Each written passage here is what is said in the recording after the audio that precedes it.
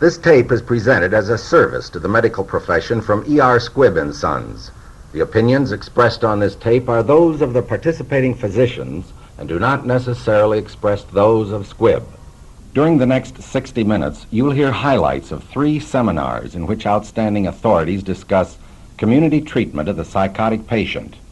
These seminars, followed by questions from the audience, took place in Boston, Chicago, and Los Angeles. 2 guest panelists joined the 4 permanent panel members in each city. Permanent members were the chairman, Dr. Jonathan Cole, Superintendent, Boston State Hospital, Dr. Leo E. Hollister, Medical Investigator, Veterans Administration Hospital, Palo Alto, Dr. Harold L. Goldberg, Director, West Ross Park Mental Health Center of Boston State Hospital, and Frank S. Pittman III, Assistant Professor of Psychiatry, Emory University School of Medicine, Atlanta, Georgia. Now, Dr. Cole.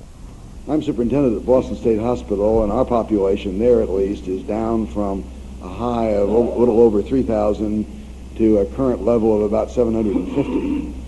And we once had 1,000 chronic females on our east side, and we're now down to 1 45-bed ward for chronic women, and have managed to handle a very large number of both acute and chronic patients in the community. We've now got about 75 ex-patients living in apartments of about 5 to 6 patients per apartment in the relatively poor neighborhood around our hospital. It's funded by the welfare department, and we're lucky in that in the black community around our hospital, there are a fair number of people who own what in Boston we call 3-deckers, houses built with 3 apartments, one on top of another. And the owner lives in one apartment, and he rents the other 2. And we found the local landlords quite receptive to renting one of their apartments to a group of hospital patients, with some responsibility for keeping an eye on them and helping to train them in how to use community facilities. We've got a staff of about a quarter-time psychiatrist and an LPN, a nurse, and an attendant and a secretary that are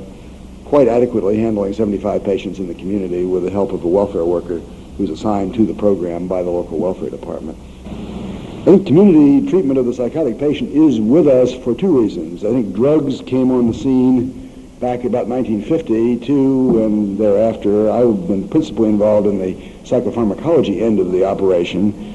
Hospital censuses have been dropping ever since, and people occasionally jump up and down and say, the reason we don't have people in the hospital is because drugs have come. And on the other hand, people jump up and down and say, the reason we don't have people in the hospital is because community psychiatry has come.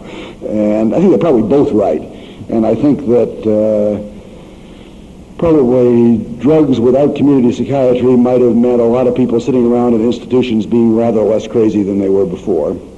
And I think community psychiatry without drugs might have been a series of exercises in futility with alarms and excursions and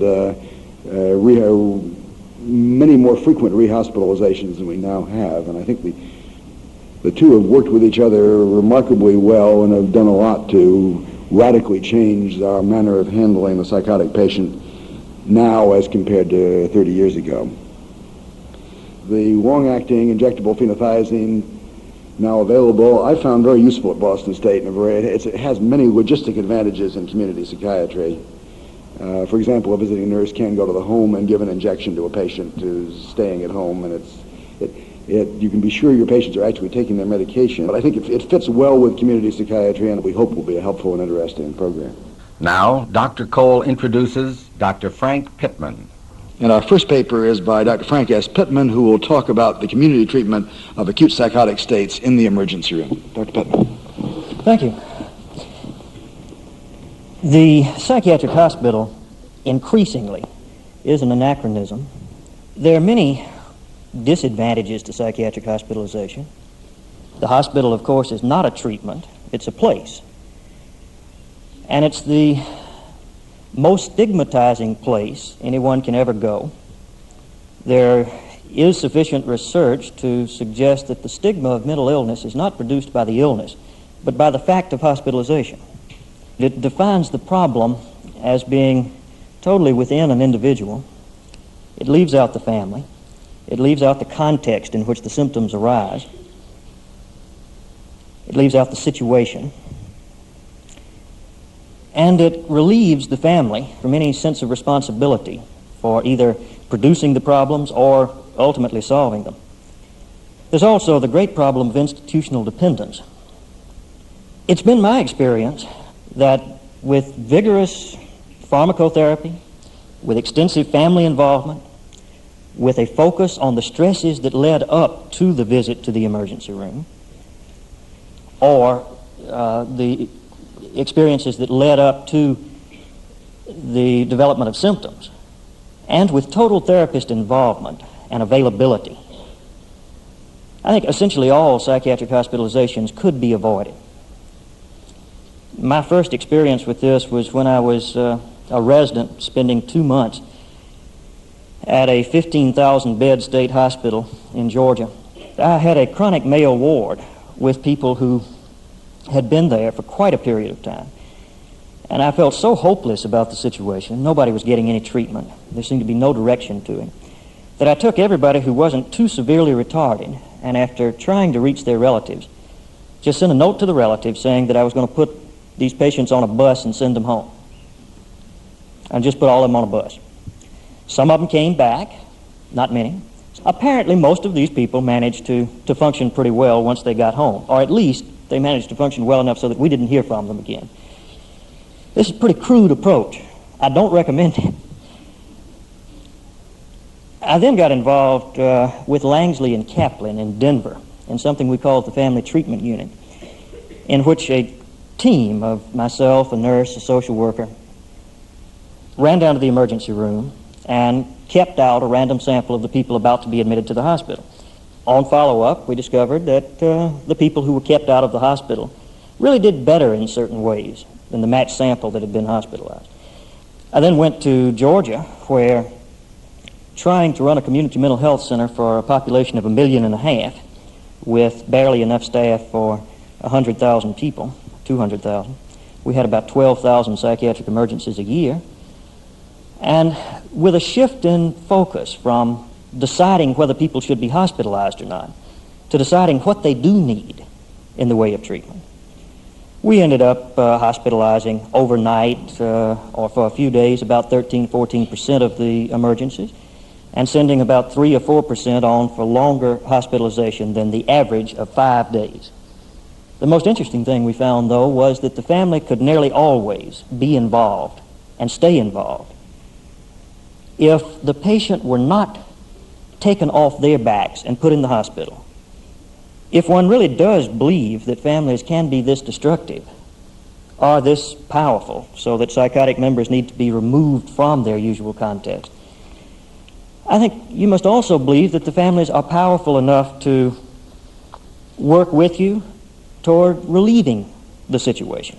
Dr. Pittman considers 2 adjuncts important: overnight holding beds if the family is unavailable, and for suicidal or homicidal patients who need time for the medication to take effect, and a mobile team to continue working with the patient and the family in the home. What we found, in effect, is that medication, family involvement, a focus on the current crisis, the availability of a treating team could prevent essentially, well, almost all psychiatric hospitalizations.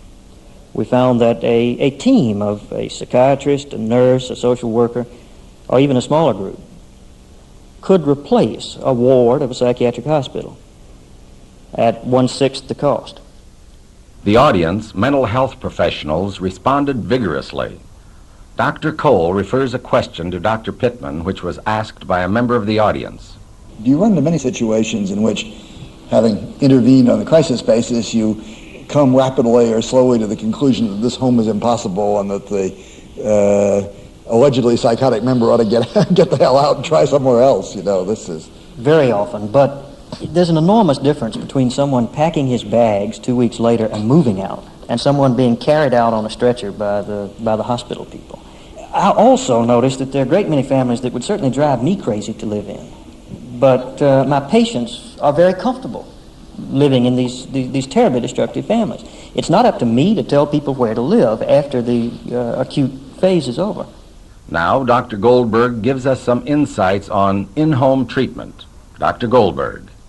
I think that what we do at Boston State Hospital and at the mental health center that I direct is not really that different from what Frank was saying, except it's moved one step further out. Rather than waiting until the patient gets to the emergency room, we go out of the emergency room into the home. The evaluation is done in the home. The treatment team is a multidisciplinary team, usually consisting of a psychiatrist, a social worker, a nurse, perhaps an occupational therapist. And the team has the opportunity of seeing the case in the home where the action is. Major training emphasis is to prevent residents from getting caught up in the chaos, Dr. Goldberg said. In addition to going to the home, he believes that going with the police when they are called permits crisis intervention at a very early point. More specifically, in terms of what we offer a rapid response to telephone requests. If we're informed that a patient needs help, we usually try to get out there the very day that we get the call, or at the very latest the next day. A team will go out, make an evaluation, very often get involved in various other things before they can evaluate the patient. We had one psychiatrist who was even smaller than myself, and he was called upon by the patient that he had come to examine to help move a refrigerator. And he took off his coat, moved the refrigerator, and went on from there. Dr. Goldberg detailed one case where one of two men in a home he was called to began an incoherent tirade. When he asked the family who the patient was, they were shocked that he couldn't tell. The man giving the tirade was not the patient, but rather it was his inebriated brother. The patient would not take medication of any kind, so Dr. Goldberg said he'd be forced to call the police.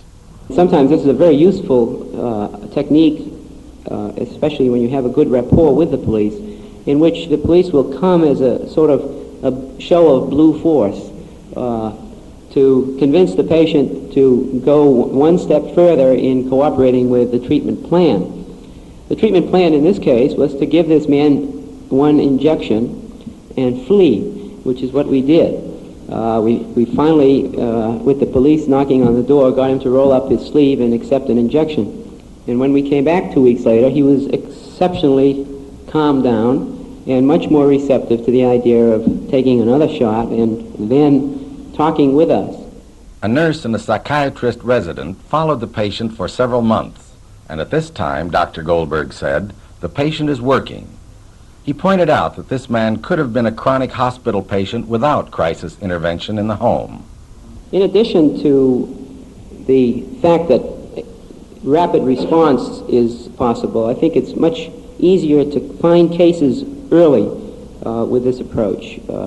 There's a lot less guilt on the part of families to call someone in to make a house call.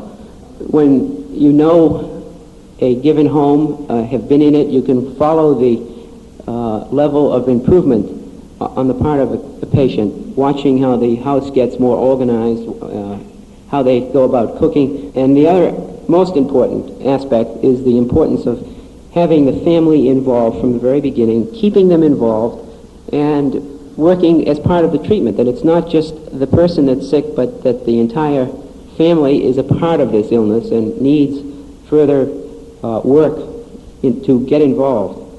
Also, the importance of working with community agents. We very often get the referral by a welfare worker or some other community agent. We take them along on the home visit. We keep them as part of our treatment team, invite them to the case conferences, and ultimately transfer the responsibility for the patient's care back to that person. Also, the patient can very often maintain his community ties, and most importantly, can maintain his job in a lot of cases. We have to reflect, really, on the awesome power we have to transform a person into a psychiatric patient, which at this point is so much greater than our ability to reverse that process. Dr. Cole restates a question from the audience. If you treat somebody in the community whom the local MD urgently feels should be hospitalized, you then have a problem with the local MD who gets rather upset. How do you treat him? Yeah, you have a problem with a local MD if you've never seen him, you've never met him, you've never talked to him about what your plan is and your program is. However, if you've worked with him a while, you usually don't have a problem. You have him calling you earlier and asking you to see the patient, come out and make a home visit. If you include him when you make the home visit, if you try to set it up so he goes with you, you have another member of the team who's then available to follow up and carry on the therapy for you afterwards. He's also quite ready to give the shots. Dr. Bernard Rubin, Associate Professor of Psychiatry, University of Chicago School of Medicine, and attending psychiatrist, Billings Hospital, joined the panel in Chicago. Dr. Rubin is speaking. The hospital brings all health problems together to the same place. The people, because of better communication, are using hospitals more, not less than they have in the past. And where services are not available because of communication, they can agitate for more and better services in this sense. So that makes the hospital even more important. The availability of third-party payers is such that hospital services then become available to almost everyone. Now, the nature of the problem that comes to the hospital, particularly the mentally ill person, and the schizophrenic in particular, relates to it being a chronic illness. And that this chronic illness manifests itself in acute upsets which reoccur episodically. It's vital to establish a relationship with the person at that time who is consciously motivated to reduce that distress. This relationship, Dr. Rubin feels, strengthens the patient's motivation to continue treatment. Now, the goals of treatment is to prevent the crises from progressing into more chronic or disabling kind of conditions. And it also offers an opportunity to control the care of chronic conditions by reducing shopping, dumping, and duplication. These problems occur less, according to Dr. Rubin, when services are centralized within the patient's own community. His service has 29 beds for a population of about 200,000. Because of sufficient insurance and other contractual arrangements, financial condition is not a factor, and there are 350 to 450 admissions per year. Now, in addition, we have developed as a complementary service a partial hospitalization or day treatment program. And at the present time, we treat about 100 to 120 day treatment patients per year. Now, our in-care stay is about 18 days. Our day treatment stay is about 10 to 12 weeks. We do not use our day treatment for any long-term or continuing care, and we're able to monitor to some degree the movement of these patients because they do come from the community in which the hospital exists. And we have discovered that for the most part, they do not end up in other hospitals. For the most part, they continue in their treatment courses with us. Now, our major treatment focus is group psychotherapy. All patients enter an open group, and the focus of the psychotherapy is on the problem of the varied individuals within the group, and we have people in the group who are acutely psychotic, who are drug abusers, and who are alcoholics together. And at least for the present, we've found that seems to work reasonably well. At least it works as well as when you segregate patients by virtue of their psychiatric diagnoses. The other thing we do is we use the phenothiazines and other major tranquilizers quite liberally. Dr. Rubin's service also demands involvement of the family and any community agency people who may have been involved with the patient. We do home visiting when we think it's necessary, and we do put the patient in the hospital if they're in day treatment for overnight or 1 or 2 days if we feel that's necessary also. We began with the notion that this would be a transition out of in-care. When you look at those patients who are moving from in-care into partial hospitalization, what you really find that these are the patients who should have been in partial hospitalization from the beginning, and that day treatment would have provided them with as an effective, if not a more effective treatment. So that we think of it as a rather important alternative to in-care, and a very important one in the sense that it does something more than home care. Partial hospitalization, again, a kind of middle-of-the-road concept, helps the family in relation to their burden, does not allow them to disavow their relationship to the patient's illness because it's mandatory that they are part of the treatment, and at the same time gives them some kind of rest from some of the intrafamilial and other kinds of difficulties that an acute psychotic upset brings. Dr. Rubin hopes eventually to treat most patients in daycare, even the homicidal or suicidal, but there are two limitations. One is transportation, which is a small limitation because we only treat people in daycare who come from the surrounding community, as we don't take anybody who has to take public transportation a long distance. The second problem is the one of family support, but we have found by persistence that we can maintain their interest, and by also demanding that they be part of the treatment program. The other difficulty, of course, is a place to live. Now, people have always brought this up. What if you have an isolate who has no place to live, or who's just been thrown out of his apartment or her apartment? What do you do with them? We usually have found that we're able to provide for some community living for that person rather quickly, usually within 24 to 48 hours. Now, the problem with excluding any kind of patient has always been that we have found that the rationalizations that we've used for exclusion have not really stood up very well when those patients have been allowed to be part of the partial hospitalization. And we have had brain-damaged people in partial hospitalization. The only thing they must be able to do is find their way, with or without help, through the hospital and back home again in the evening. Thank you. One of the questions related to Dr. Rubin's special situation at the University of Chicago, and that was, does your surrounding community make you unable to do what Dr. Pittman does in Atlanta for some reason or other? Yeah, I think that there is a difficulty, and I think it's probably most with those people who are more distant from, say, a community like Woodlawn, which borders the University of Chicago borders on, that what we've done, and it's worked most effectively, is Woodlawn has a fairly effective mental health program in which there are mental health workers who are community citizens and who work in their own neighborhood, and we send our staff out with them, because one of the conditions of coming into our ward or coming into our treatment program is that the mental health worker, the appropriate mental health worker, continue to be available, and our staff go with them, say on a home visit or for any other reason. Dr. Donald Galliant, professor of psychiatry and neurology and director, group therapy training and education, Tulane University School of Medicine, New Orleans, also joined the Chicago panel. Dr. Galliant speaks on drugs and aftercare.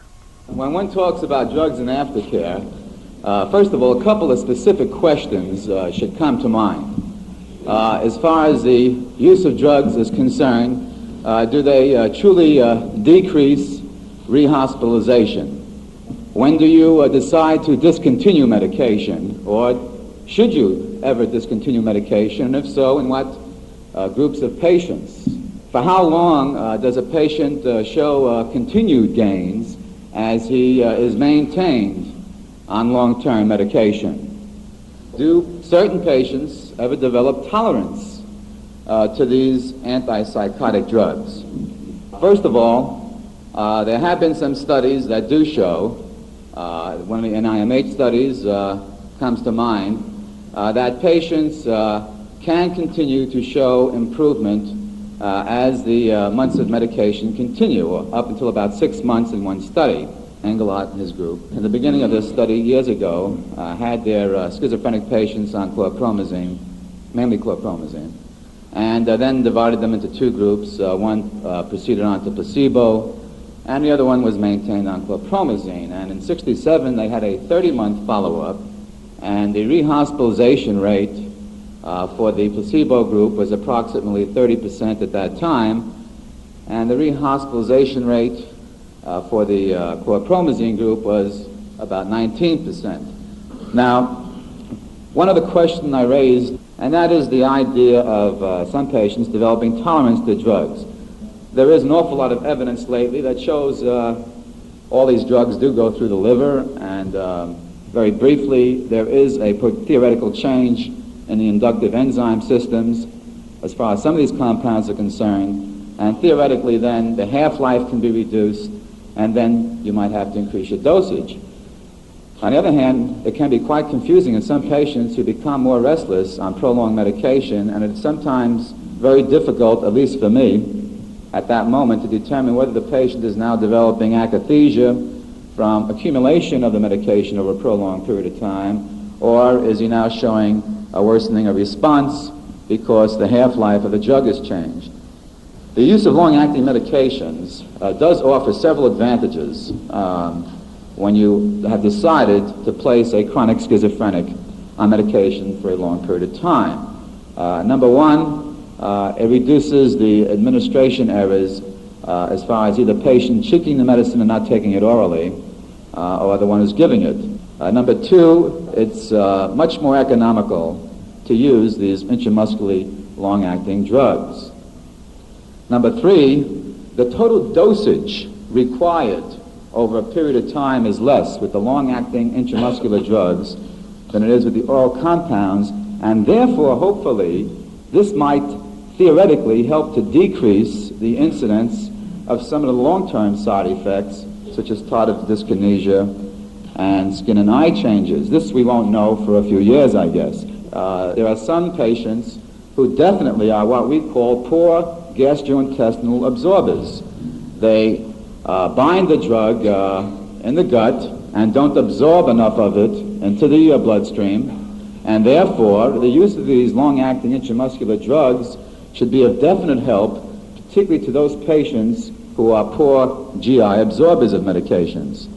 So I think, by the way, this is the way most areas of medicine are going nowadays, not just in psychopharmacology, but in all areas. They're going for the long-acting medications, the most convenient way of administration, and preparation, particularly for people who have to take medication on an indefinite period of time. Cardiac patients would fit into this category just as well as chronic schizophrenic patients.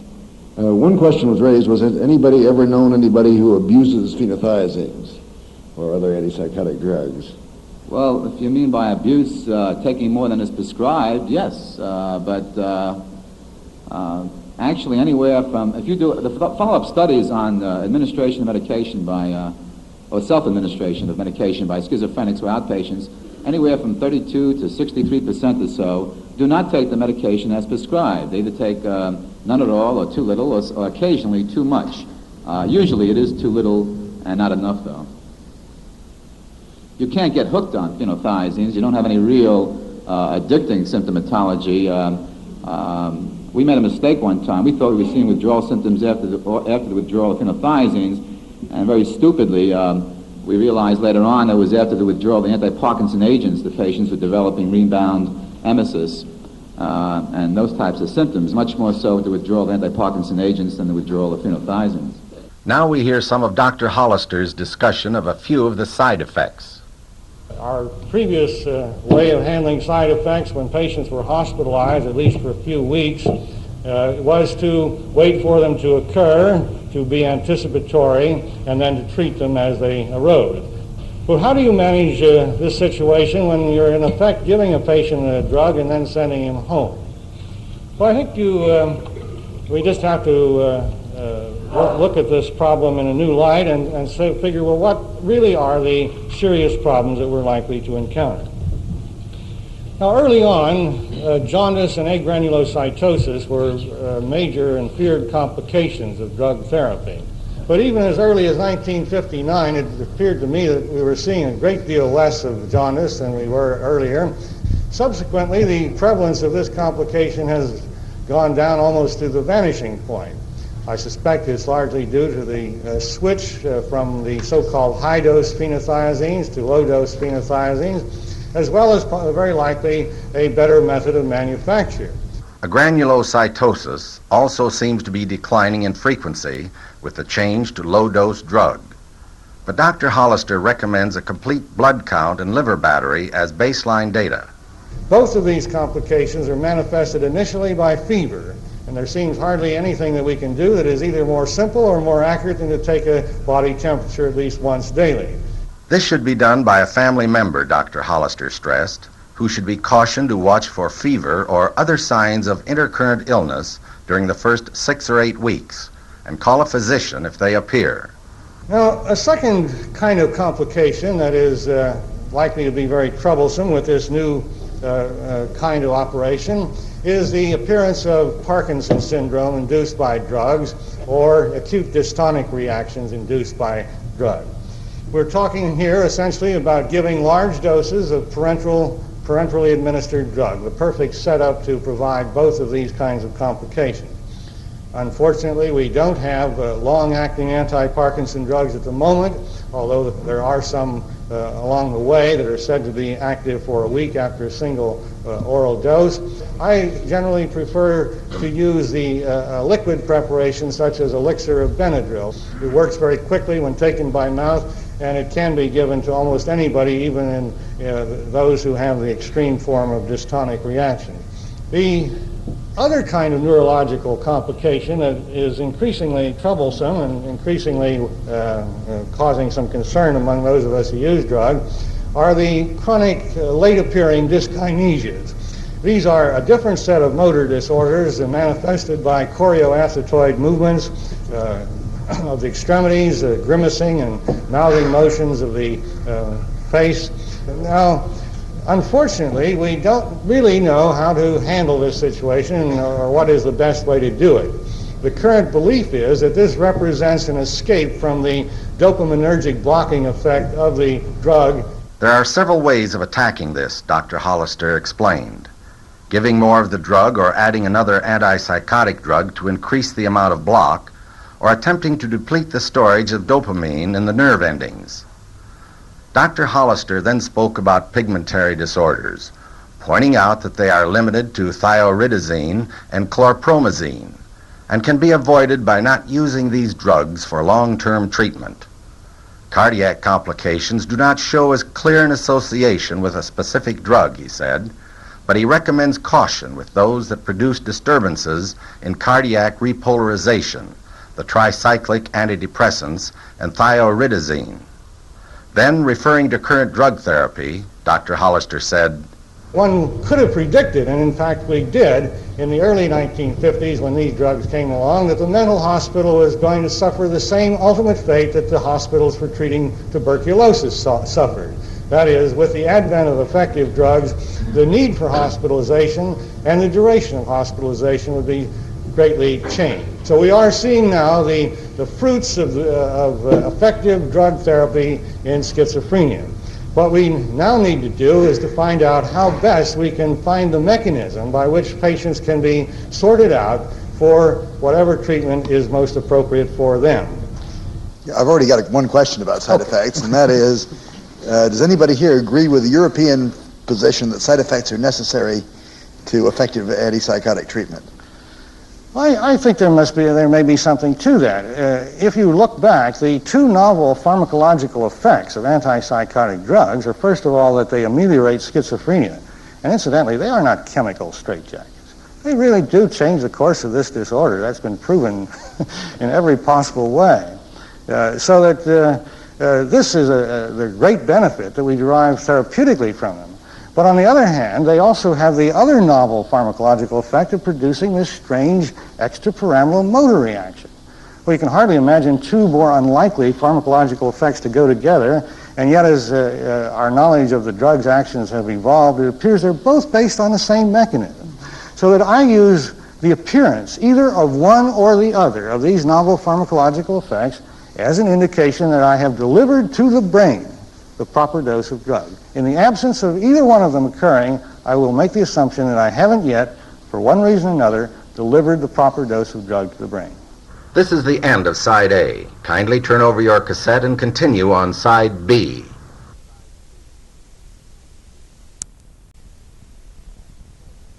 Dr. Cole now introduces Dr. Schiele, one of the Boston panelists.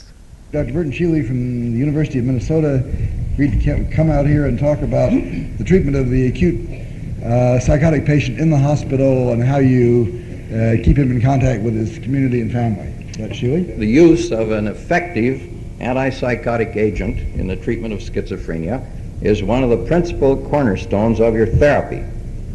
And we have quite a variety of drugs, many of which are, almost all of which are effective. So that the choice of which drug you use is determined to some degree by the patient's tolerance of the drug. Now, in our hospital, when we admit a new patient, we use what we call a crash program, giving him high doses. The dose of the medication has to be individually adjusted, you know that, and you have to give enough. And our aim is to get the patient's symptoms under control as rapidly as possible.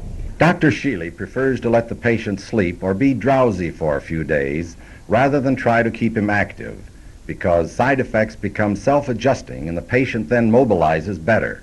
It's a very important thing to adjust the dose as best you can so that the side effects are at a tolerable level, because you must keep in mind, as really has been implied before, that these medications are not a cure, even when they work very well. I like to recommend that as soon as possible we get the patient on a once-a-day medication. It makes it easier for the patient socially and in terms of his memory and everything else to take his medication once a day, generally in the evening. Because the acute schizophrenic often does not return to his previous level of functioning after an attack, Dr. Schiele feels vigorous treatment is justified. In addition to chemotherapy, other treatment is needed.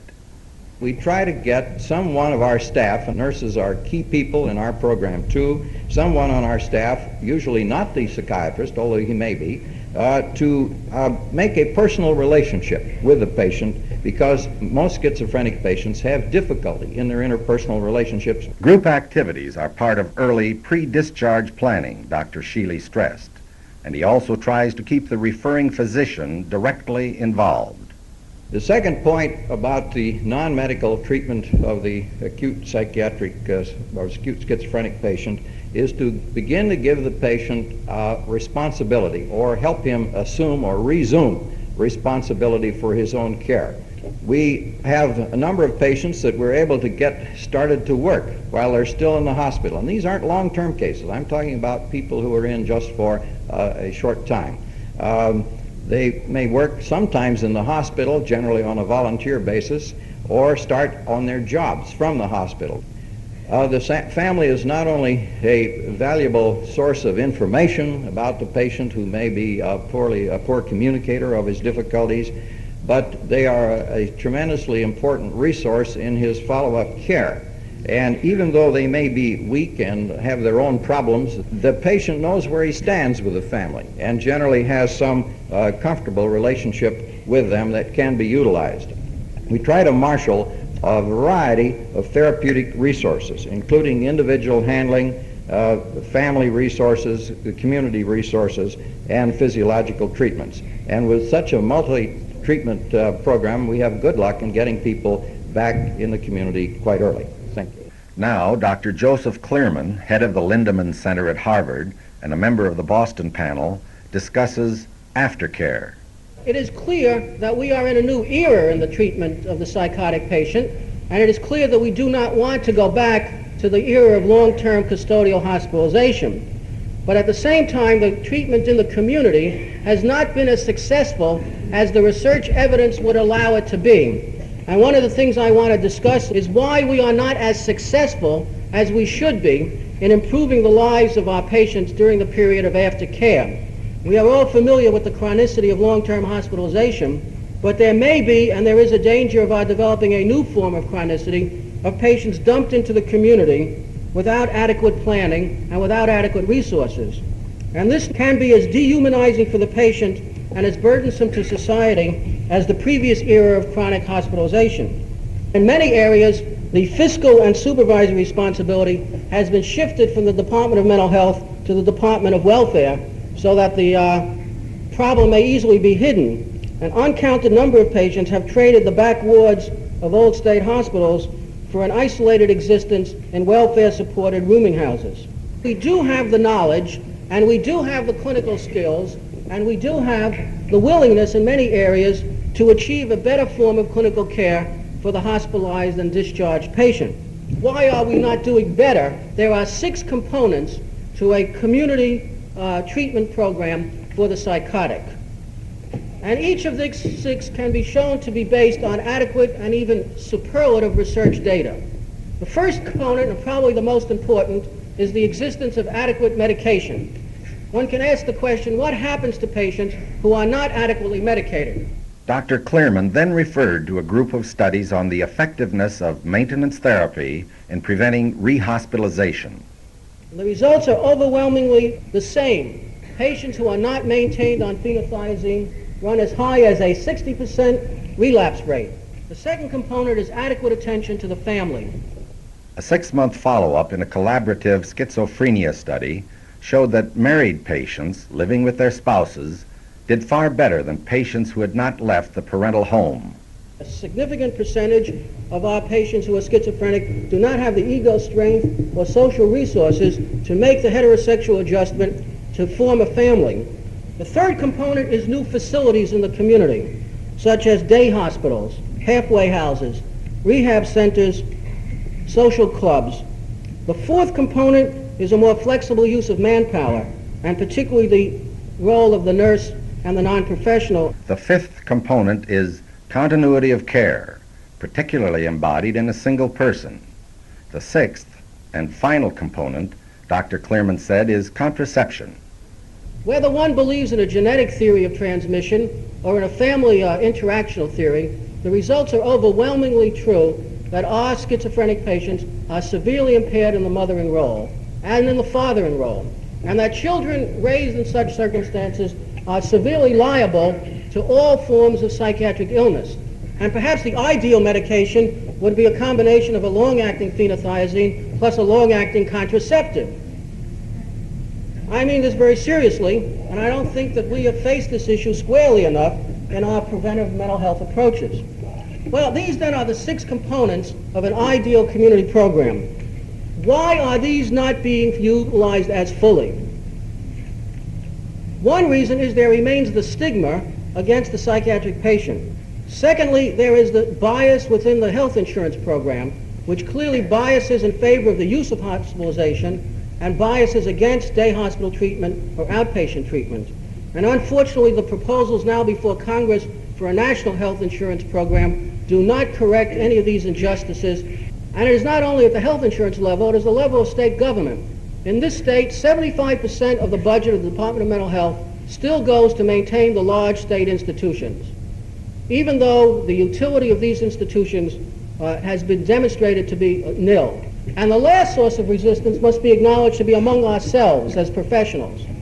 Too much of our training programs in clinical psychiatry and psychology and nursing and social worker, etc., avoids the schizophrenic patient, emphasizes the more attractive neurotic, avoids the dirty, the smelly, the psychotic, the bizarre. Too much of the status in the profession still goes to the fee-for-service basis of treatment. I do not think we will solve this problem until we are faced within our own profession the sources of resistance and the nature of the stigma that we ourselves hold. Thank you. Dr. Cole now introduces Dr. Louis Judd, one of the Los Angeles panelists. Our next speaker will be Dr. Louis Judd from the University of California in San Diego. Dr. Judd will be talking about the management of severely ill psychiatric patients without a hospital. I invited him because I heard that at San Diego they had millions of people and no beds at all, and I thought it would be interesting to find out what people did under such circumstances. Now, our experience in San Diego is a little bit unique. We did operate for 1 year in the Department of Psychiatry a community-based mental health center without psychiatric beds. It came through really 2 purposes. One was by design, in that the kind of individuals that we had recruited to initiate and maintain this service were individuals who genuinely believed that there was very little, if any, legitimate reason to hospitalize severely disturbed psychiatric patients. And secondly, maybe even more profoundly, the reason was that there was no funding, that the university, the state, and the county did not have funding at that point which would allow us to establish an inpatient service. Dr. Judd described the service as a typical community-based mental health center, primarily outpatient and crisis-oriented. The caseload is from 500 to 600 outpatients and 40 to 60 in daycare. Primarily a teaching service, it is a heterogeneous staff of health workers, nurses, social workers, psychologists, and psychiatrists. Despite the very missionary-like zeal of the staff to prevent hospitalization, very soon after we opened, we began to get feedback from the staff about where are the psychiatric beds. And this came from individuals who had been deeply committed to the idea that there was almost no legitimate reason for hospitalization. Now, once the inpatient service opened, the staff began to indicate that there was, again, no legitimate reason for hospitalization. I think that having the capacity to be able to hospitalize was one very reassuring and allowed them to not use it as a rationale for inadequacy within the service. Preventing hospitalization is still a goal of the center, Dr. Judd said. Only 70 of the first 1,200 patients were hospitalized, a rate of 5.5%. Over 50% of these were barbiturate or amphetamine addicted. The next largest categories were the severely manic, the homicidal, and the suicidal. The staff became very, very adept and very, very confident and much more facile at managing patients within the community, at mobilizing community resources and structuring and organizing treatment programs for patients within their own home setting. Now, I'd like to talk just a bit about the development of the daycare center, which is really focusing on the severely disturbed patients. Of the 40 to 60 patients that they have at any one time, approximately 65% of them are acutely schizophrenic. About 30% have what we call primary affect disorders, primarily of a depressive nature, and then an admixture of the other 5%. As a result of structuring care on an individual patient basis, fewer hours per day were spent in the center. This, Dr. Judd said, shifted responsibility back to the family. We tried to reverse this and imply to them, both directly and indirectly, that they were totally capable of managing this patient, this sick person. And very conscious efforts were made to then, at that point, do a heavy kind of home visitation. To avoid hospitalizing the patient with a severely disorganized family or no family, the center began to use board and care facilities with 6 to 35 individuals and a caretaker. We never had to hospitalize a patient because he had nowhere to sleep. We also were able to utilize these facilities to give families a rest. Very oftentimes, the dealing with a severely psychotic patient who needs careful management and watching is extremely wearing and fatiguing to a family. And soon their tolerance is reached and they begin to get engaged in very counterproductive and rather destructive kinds of interactions with the patient. We often utilized the board and care facility to place the patient for a week or two, to allow the family to reorganize itself, to remobilize, and then to accept the patient back in as their own responsibility. And this has been, for us anyway, a rather successful way of maintaining patients in the community. It goes without saying that we did use a lot of chemotherapy. I'd say that invariably every patient was on some class of psychotropic drug or other, and either received that at the clinic or from a family member or was self-medicated. Dr. Judd was asked if he used long-acting phenothiazines. Yes, we do, although our experience has not been as felicitous as some. We've had some difficulty in regulation on an outpatient basis, and this is something that I would like to get some response from the panel on. We've had trouble with hypotension, especially in women, so that we have been in a position of being somewhat chary about, using it across the board, like I gather that the two of you are doing it. Yeah, we have not had this difficulty. In a control study of 60 patients that we did, we had only one patient with hypertension. And another question that came up was, what do you do about side effects? We make it a habit to give the patient a supply of an anti-Parkinson agent at the time that we give him the first shot. And usually have to give half the supply to the patient and half to his relatives, because as a rule the paranoid patient will throw the medicine that you gave him away as soon as you walk out the door. And in the one case that we did have that I cited before, he did exactly that and had a dystonic reaction about 6 hours later. We went back and put an anti-Parkinson drug in the corner of his mouth. It dissolved, and then within 20 minutes he was fine. And once he saw that that's what happened, he was willing to hold on to the medicine and not flush it. What kind of dose do you start people out at? We usually start most people at somewhere between 1.5 to 2 cc's, depending on body size, and then adjust the dose. Frank, what kind of doses do you end up using in acute situations? We generally start with what the PDR calls for. Dr. Donald A. Schwartz, Chief, Division of Adult Psychiatry, UCLA School of Medicine, a Los Angeles panel member, speaks about short-term hospitalization and maintaining connections with the community. I feel much as somebody would who was asked to address the National Association of Manufacturers back in 1935 on the importance of Franklin Roosevelt to the economy of the country. It's true that hospitals can foster dependency, but they don't have to. Hospitals can also foster autonomy and have been used to do it. It's true that hospitals can separate people from their families, but it's also true that hospitals can be used to get families and people back together, oftentimes more effectively than one can do on the outside. I'd like to approach the problem not as one in which we need to keep people out of hospitals in order to show that the services we are developing are really better than hospitals, but rather what kind of a service is going to be most helpful to this person and this family in solving these problems that led to this particular crisis. And very often one finds, as has been described, that it's some kind of an out-of-hospital, in-community place where that can be best done. I think that's fine. What bothers me is that I do see patients and families in whom I think the best resolution of the problem can be done by starting in a hospital setting. And it bothers me to say that we have to keep people out, or that we should abolish the hospitals.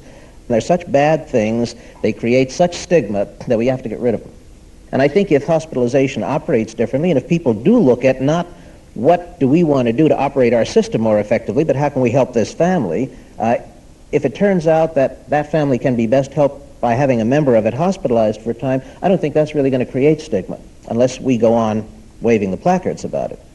One issue that needs to be looked at when one does hospitalize is that of what social roles are played in the family, in the community, in a work setting by this particular person who we're taking in the hospital, and what kind of havoc is going to be wrought with all of those if we keep them beyond a certain length of time, and to plan hospital treatment partly with that in mind. Dr. Schwartz sees hospitalization primarily as a short-term, problem-oriented bridge to a life afterward. I think that at the expense of keeping people out of hospitals, we can permit them to behave in ways that cause them to lose their jobs, get evicted from apartments or homes that they have, develop reputations which are harmful to their kids because their kids get teased about the behavior of parents, and we can create an awful lot of havoc. Medication is certainly important in the hospitalization in order to, that is serving the purpose of keeping it brief. But on the other hand, there's something else that hospitalization can do that I think is very crucial. It can permit you the leisure of time for a day or 2 days or 3 days to try to make an important distinction. That is the distinction between a person who has developed an acute psychotic episode with relatively little external stress, for whom the use of prompt medication may be exactly the right treatment of choice. To distinguish such a person from someone who has decompensated and had a psychotic episode in response to what was for him an overwhelming and destructive outside stress, and for whom medication may not be the best solution, in fact, for whom medication may be contraindicated, because basically we're setting up another kind of dependency which is unnecessary. One thing that is extremely useful in a hospital setting is that over a period of time, because of the fact that it is so expensive and it runs around the clock, a person has a very concentrated exposure to a number of human relationships. and has an opportunity to select from a number of different people somebody whom he may be able to trust at that particular time. And consequently, to be able in a second episode or a third episode to reconstitute and recompensate much more rapidly because that person remains available or those people remain available. Dr. Cole then brought the final seminar to a close. There is some pertinent information pertaining to the use of flufenazine enanthate, which we will now present. Prolixin enanthate, flufenazine enanthate injection, provides 25 milligrams flufenazine enanthate per cc in a sesame oil vehicle preserved with 1.5% benzyl alcohol. Contraindications: in presence of suspected or established subcortical brain damage. In patients who have a blood dyscrasia, liver damage, or renal insufficiency, or who are receiving large doses of hypnotics, or who are comatose or severely depressed. In patients who have shown hypersensitivity to flufenazine, cross-sensitivity to phenothiazine derivatives may occur. Not intended for use in children under 12. Warnings: mental and physical abilities required for driving a car or operating heavy machinery may be impaired by use of this drug. Physicians should be alert to the possibility that severe adverse reactions may occur which require immediate medical attention. Potentiation of effects of alcohol may occur. Safety for use during pregnancy has not been established. Weigh possible hazards against potential benefits if administered during pregnancy.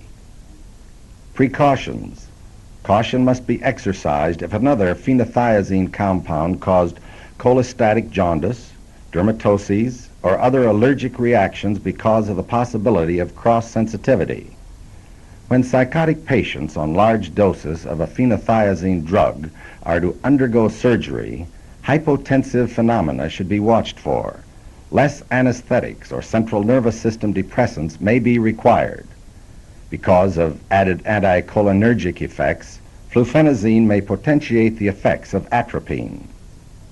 Use flufenazine enanthate cautiously in patients exposed to extreme heat or phosphorus insecticides, in patients with ulcer disease history since aggravation of peptic ulcer has occurred, in patients with history of convulsive disorders since grand mal convulsions have occurred, and in patients with special medical disorders such as mitral insufficiency or other cardiovascular diseases and pheochromocytoma.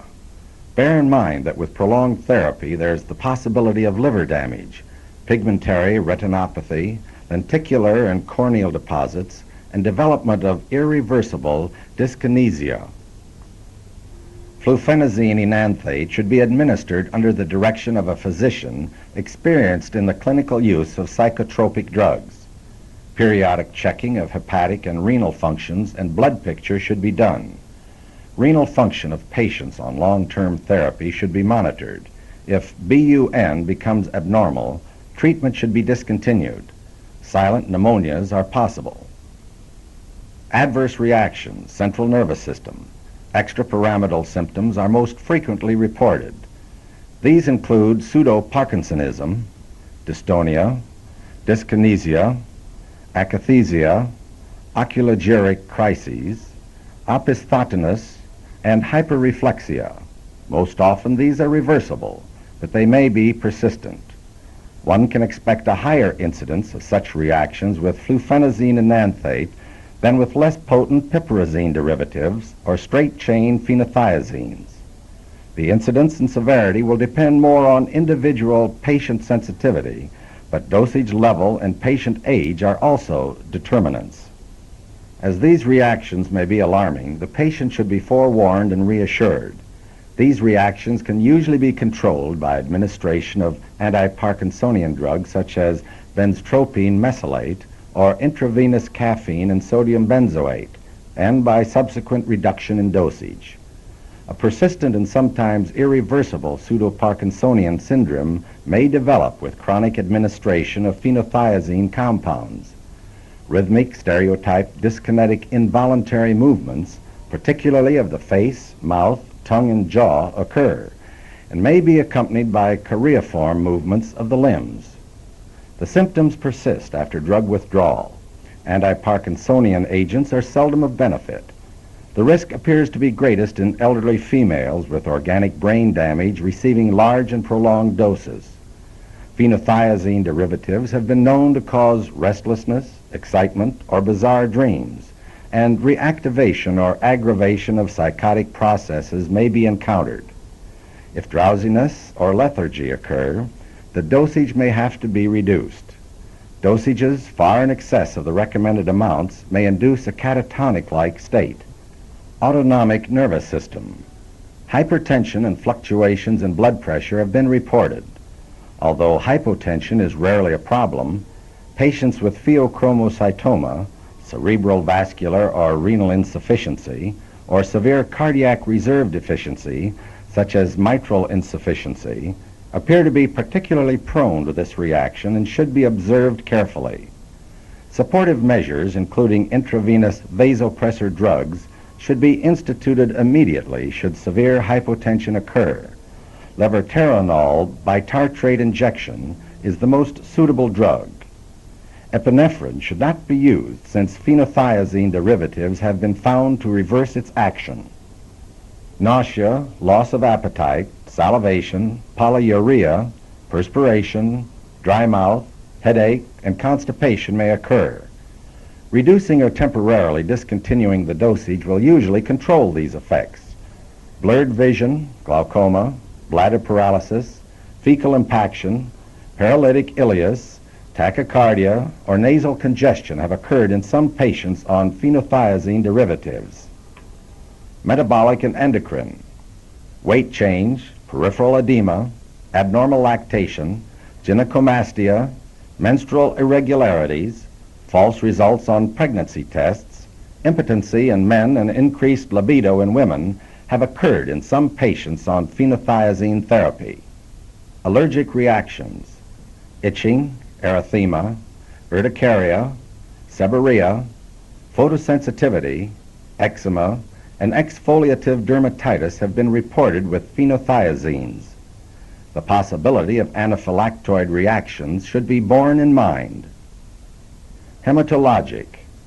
Blood dyscrasias, including leukopenia, or granulocytosis, thrombocytopenic or non-thrombocytopenic purpura, eosinophilia, and pancytopenia have been observed with phenothiazines.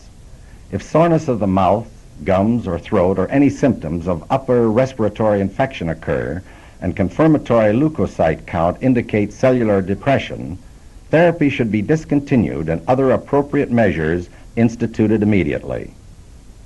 Hepatic. Liver damage manifested by cholestatic jaundice, particularly during the first months of therapy, may occur.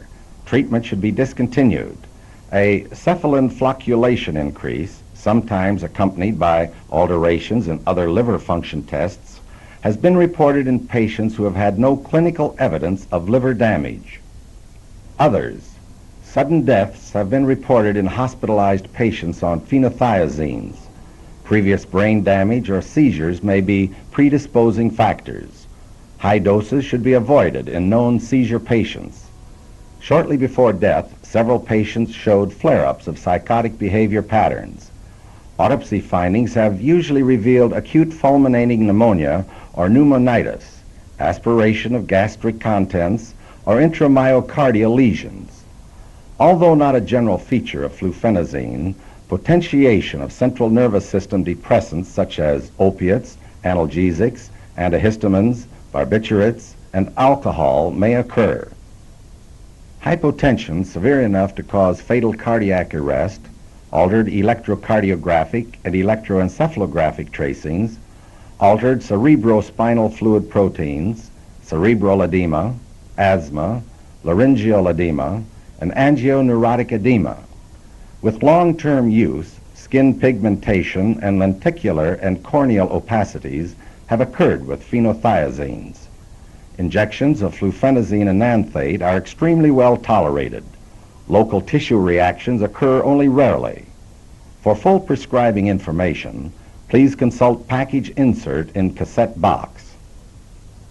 This presentation has been brought to you by E.R. Squibb & Sons as a service to the medical profession. Produced by Comtact Seminars, New York, New York.